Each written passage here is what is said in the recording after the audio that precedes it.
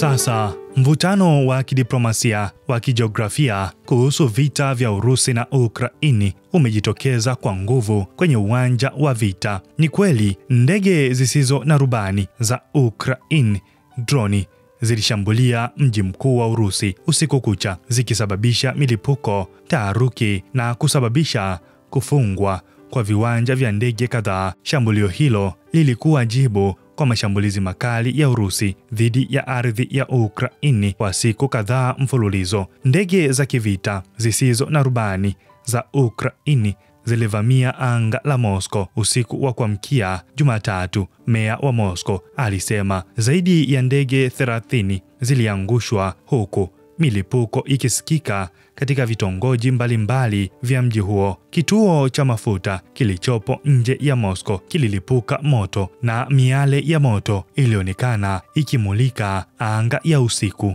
Maafisa walisema moto huo ulizimwa haraka, ingawa hawakutoa maelezo kamili kuhusu chanzo chake. Ukraini imekuwa ikiongeza mashambulizi kama jibu kwa Urusi, ambayo imekuwa ikipiga Kiev kwa makombora na droni kwa siku 2 mfululizo. Jumamosi na Jumapili asubuhi, Kiev ilishambulia kwa wimbi kubwa la ndege zisizo na rubani. Watu 3, wakiwemo watoto, waliuawa huku kadhaa wakijeruhiwa ndani ya wiki moja tu. Urusi imetuma takribani droni 1200 za mashambulizi na makombora 50 ya aina tofauti dhidi ya Ukraini, mengi yao yakiwa ya masafa marefu, ballistic missiles. Rais wa Ukraini Volodymyr Zelensky alisema kuwa ulinzi dhidi ya vitisho vya aina hii unaweza kufanikiwa tu kupitia ushirikiano wa kimataifa. Hakuna taifa duniani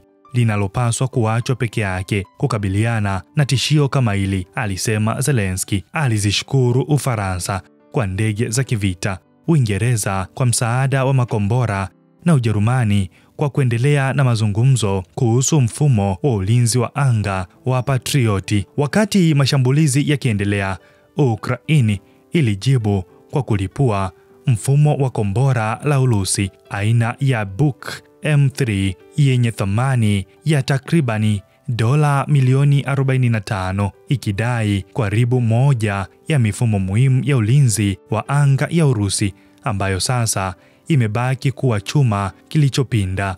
Katika mashariki mwa Ukraini, mapigano makali yaliendelea mjini Kupiansk, ambapo takribani wakazi 700 pekee wamebaki, huku droni na mizinga vikilipua kila kona ya mji huo. Wanajeshi wa Ukraini wanaendelea kushikilia mstari wa mbele katika mapigano ya teknolojia ya mji ulioharibiwa kabisa. Kila kuvuka daraja au kupeleka vifaa ni kamari ya maisha kwao. Ni vita ya kuendelea kuishi au vita vya kujihakikishia nguvu mezani wakati wa mazungumzo ya kidiplomasia. Hii ni BMTV Tanzania. Mimi ni Baraka Peter.